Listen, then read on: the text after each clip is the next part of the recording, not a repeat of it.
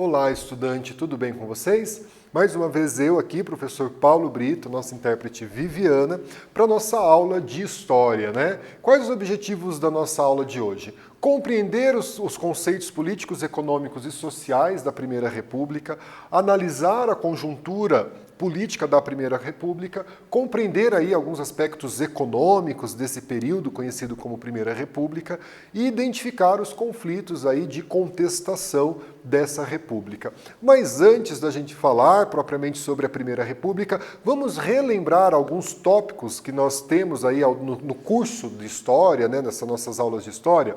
O período anterior à Primeira República, então a primeira informação, né, quando a gente fala Primeira República, é esse período que vai da proclamação, 1889, até 1930. O período anterior à Primeira República é chamado de Segundo Reinado, governo de Dom Pedro II, né?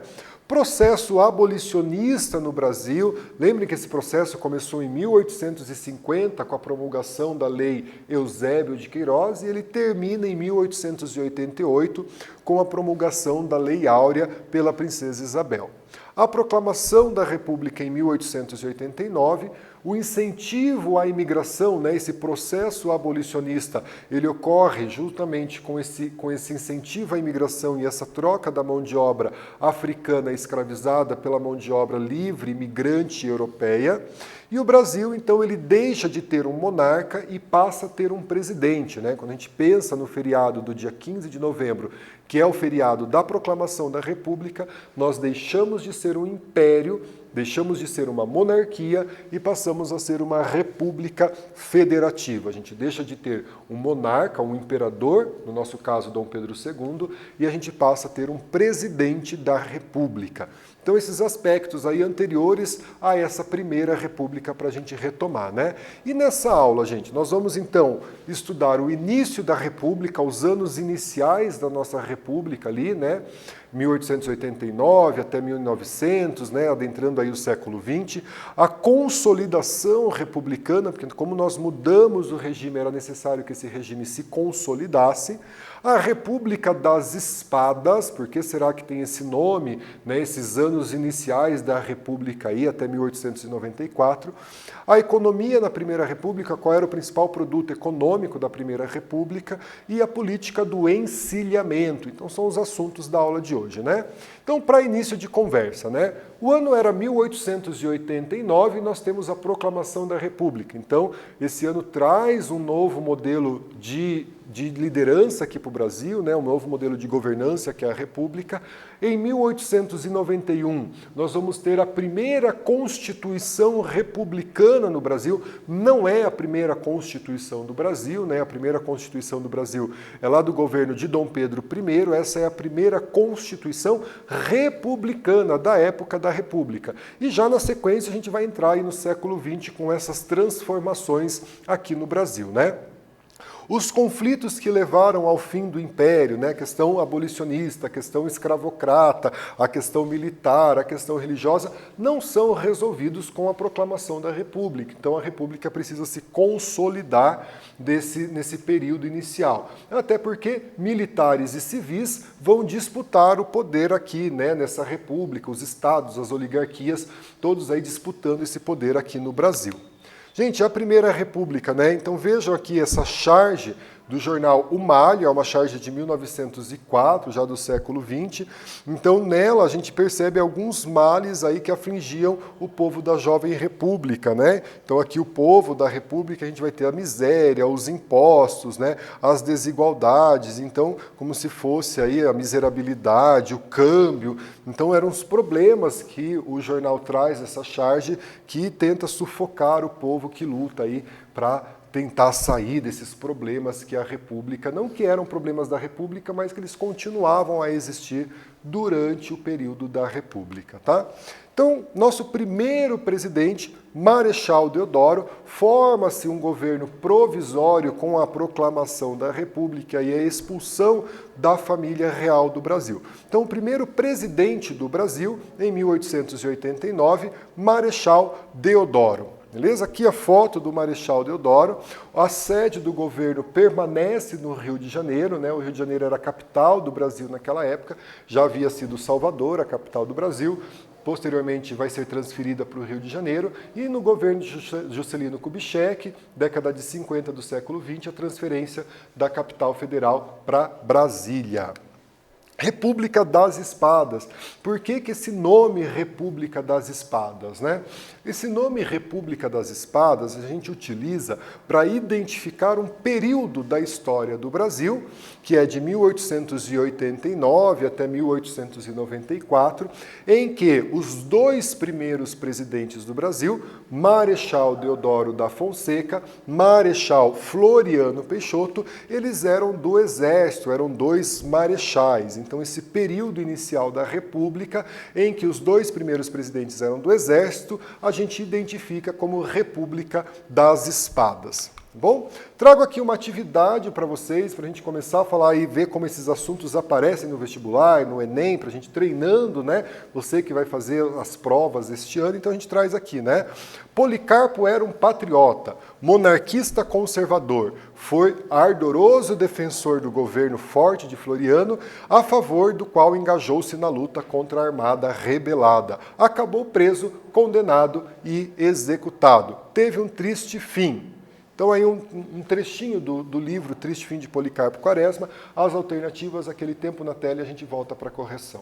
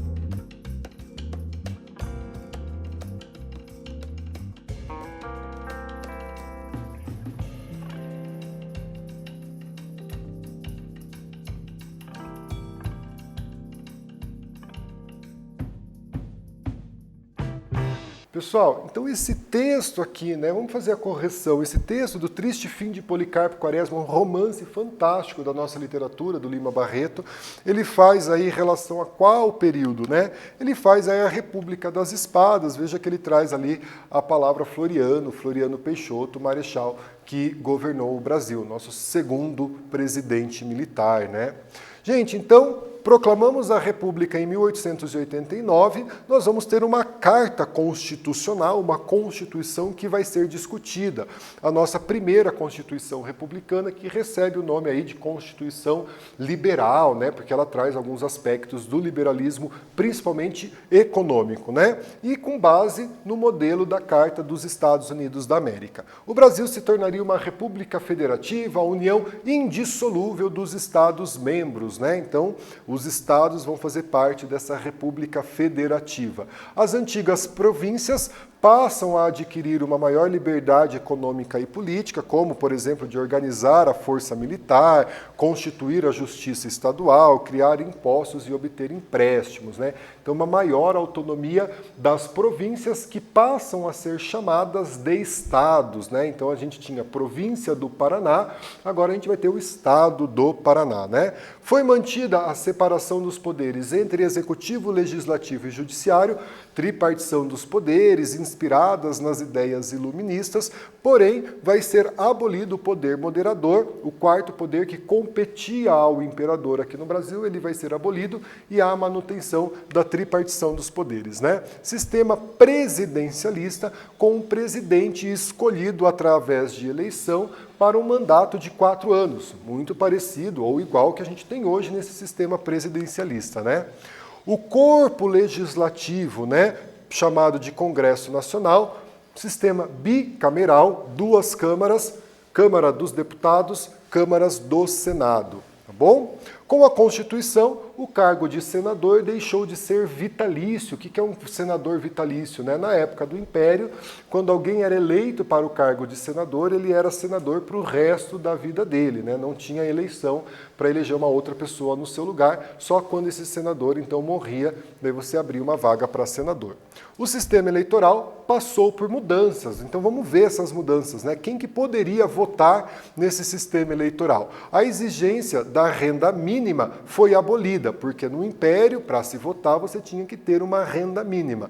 Porém, a Constituição de 1891 vai dizer que somente homens, pessoas do sexo masculino, maiores de 21 anos e alfabetizadas poderiam participar desse processo político, né? Vai excluir uma grande parte da população brasileira. Quem que vai ser excluído, né? As mulheres não vão poder votar, os analfabetos não vão poder votar, grande parte da população brasileira, né? Quando eu digo grande parte aí, 70%, 80% da população analfabeta, soldados, praças não vão poder votar, religiosos também não vão poder votar, né? E o Brasil, então, passa a ser um país laico. O que isso significa? A separação do Estado da Igreja, né? Durante o Império, o Brasil era um país católico, né? Uma religião oficial. Essa ideia de um país católico deixa de existir com a República e nós nos tornamos um país laico. É interessante perceber essa questão do país laico, gente, vou explicar para vocês na prática.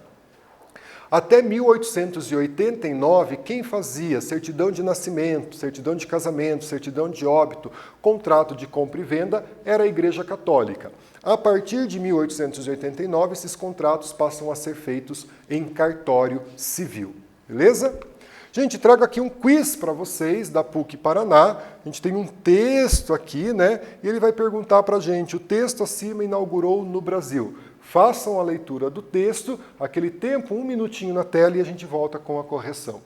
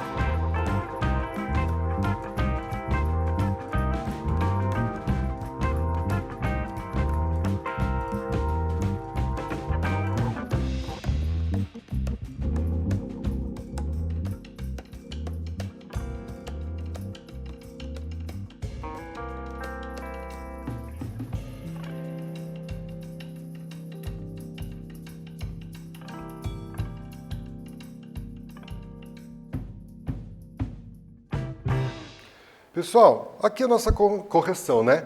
Concidadãos, o governo provisório, simples agente temporário da soberania nacional, é o governo da paz, da liberdade, da fraternidade e da ordem. No uso das suas atribuições e faculdades extraordinárias de que se acha investido, promete e garante a todos os habitantes do Brasil, nacionais e estrangeiros, a segurança da vida e da propriedade, o respeito aos interesses individuais e políticos, salvo as limitações exigidas pelo bem da prática legítima defesa do governo, proclamado pelo povo, pelo Exército e pela Armada Nacional. O texto acima faz referência a que período, gente? Ao período republicano, a esse governo provisório do Marechal Deodoro da Fonseca. Bem tranquilo, né? Pessoal, política do encilhamento. Nosso principal produto econômico da Primeira República continuava a ser o café, né? Esse produto que foi tão importante na época do Império, o ouro verde, né? A formação da elite econômica do Brasil através do café, os chamados barões do café. Então, no início do século XX, no final do século XIX, início do século XX, a gente vai ter a política do encilhamento. Então, foi uma crise econômica que aconteceu no Brasil na transição da monarquia para a república, né? E a crise vai ter o apogeu aí no governo do Marechal Deodoro da Fonseca. Então é uma crise econômica, o Brasil precisou pagar os empréstimos, né? Então havia alguns acordos comerciais que precisavam ser cumpridos, nós tivemos uma mudança no governo, então isso gerou uma crise política e gerou uma crise econômica também. Para movimentar a economia, o nosso ministro da Fazenda na época, Rui Barbosa, ele vai adotar medidas para estimular a economia, estimular o consumo. Quais foram essas medidas, né? Emissão de papel moeda, ou seja, ele vai emitir dinheiro, a Casa da Moeda vai fabricar dinheiro, e ele vai flexibilizar aí as regras para a concessão de empréstimo. Então, qual era a ideia, né, do ministro Rui Barbosa na política do encilhamento? Emitir papel moeda, colocar dinheiro em movimentação na economia, ao passo que ele permitia que as empresas conseguissem os empréstimos de uma forma mais fácil. Será que isso deu certo, gente? Vamos ter que dar uma olhada nessa política, né? Quais as consequências dessa política do encilhamento? Gente, com mais dinheiro em circulação, com mais dinheiro na praça, a tendência dos preços qual é? Subir. Primeiro resultado da política do encilhamento, inflação, né? Os produtores sabiam que tinham dinheiro circulando, né, em uma quantidade maior, então eles vão subir o preço. Especulação financeira, crise econômica, déficit nos cofres públicos. Déficit nos cofres públicos. Muita gente vai pegar dinheiro emprestado, então vai fazer com que o Estado, né, fique aí com essa crise econômica nos cofres públicos. O que é uma especulação financeira? Como as regras para acesso aos empréstimos foram flexibilizadas, muitas pessoas que não tinham condições, sabiam que não tinham condições de pagar o empréstimo, solicitavam esses empréstimos, tinha acesso ao dinheiro e depois não conseguia pagar os empréstimos. Então, essa especulação financeira que vai gerar um déficit nos cofres públicos, porque o governo acabava emprestando dinheiro para essas pessoas que não tinham condições depois de manter o pagamento do financiamento, de devolver esse dinheiro para o Estado, né? Para contornar isso, o que o Brasil vai fazer? Contrair um novo empréstimo com a Inglaterra e se endividando ainda mais. Então, vejam que essa ideia de emitir papel moeda, flexibilizar o crédito, não foi uma ideia muito positiva para a economia no Brasil, essa ideia proposta pelo nosso ministro da Fazenda da época, Rui Barbosa, esse personagem aqui, importante na nossa história, o Rui Barbosa, né? Ele foi destacado como jurista, advogado, político, diplomata, escritor, filólogo, jornalista, tradutor e orador. É um dos principais intelectuais do início do século XX, um dos principais intelectuais do seu tempo também, né? Ele foi representante do Brasil na conferência, na segunda conferência de paz em Haia, na Holanda. E o seu discurso até hoje é lembrado e por conta do seu discurso ele fica conhecido como Águia de Haia, né? Um excelente orador, a figura do Rui Barbosa. Posteriormente vai disputar a presidência do Brasil, não vai ser eleito quando disputa a presidência do Brasil, mas a gente tem aí uma figura importante da nossa história que é o Rui Barbosa. Gente, em 1894 a gente vai ter a eleição do primeiro presidente civil, ou seja, né, de um não militar para a presidência do Brasil, que é o Prudente de Moraes, né? Com o apoio dos cafeicultores paulistas, o Prudente de Moraes vai ser eleito presidente. Gente, com o apoio dos cafeicultores paulistas, a gente já começa então aí a pensar a discussão da política do café com leite, né? Essa política do café com leite que a gente já ouviu aí em alguns momentos da história, e a gente vai retomar os estudos da política do café com leite aqui, o que será essa política do café com leite, né? O Prudente de Moraes, ele vai procurar normalizar a vida política do Brasil, né? Até anos de confronto político-militar entre os políticos civis e os políticos militares, então ele tenta um governo de coalizão, aprovando as medidas pacificadoras, governo de Prudente de Moraes, nosso primeiro presidente civil. Gente, foco no Enem, no vestibular, uma questão sobre política do encilhamento, como que isso aparece no Enem, como que isso aparece no vestibular. Vou deixar aqui para vocês, né? A crise do encilhamento, ocorrida durante o primeiro governo republicano, provocou um descontrole na economia nacional. Essa crise, as alternativas aqui para vocês, tempo na tela e a gente volta para a correção.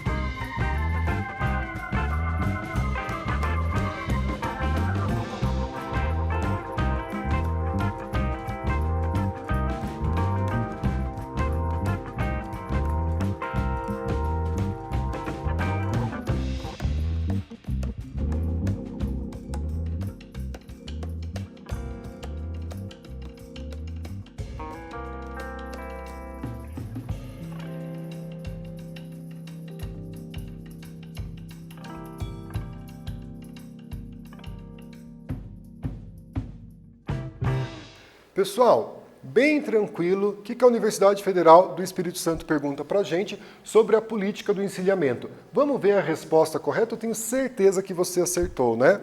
Olha aqui, foi consequência da política econômica financeira que faz a emissão do papel moeda e do crédito aberto, como a gente acabou de ver, adotada por quem? Por Rui Barbosa, que era ministro da Fazenda do governo do Marechal Floriano Peixoto, Marechal Deodoro da Fonseca, beleza? Bem tranquilo a gente resolver essa questão. Pessoal, aqui as nossas considerações, já caminhando aí para o finalzinho da nossa aula, né? A República no Brasil, portanto, foi proclamada no dia 15 de novembro de 1889. O primeiro presidente do Brasil foi o Marechal Deodoro da Fonseca, a gente deixou de ter um imperador, expulsamos a família real do Brasil, né, expulsamos Dom Pedro II, e a gente passa a ter um presidente da República eleito pelo voto com mandato de 4 anos, né? República das Espadas é esse período aí inicial da nossa República, né? Os 5 primeiros anos da nossa República, em que os 2 primeiros presidentes, eles eram militares, Marechal Deodoro da Fonseca e Marechal Floriano Peixoto, né? Política do encilhamento do Rui Barbosa, emissão de papel moeda, flexibilização para a concessão de crédito, que vai gerar inflação, especulação financeira, vai gerar uma crise econômica, e a gente vai ter novamente que contratar um empréstimo com a Inglaterra, né? Prudente de Moraes, primeiro presidente civil eleito aí com apoio dos cafeicultores paulistas em 1894.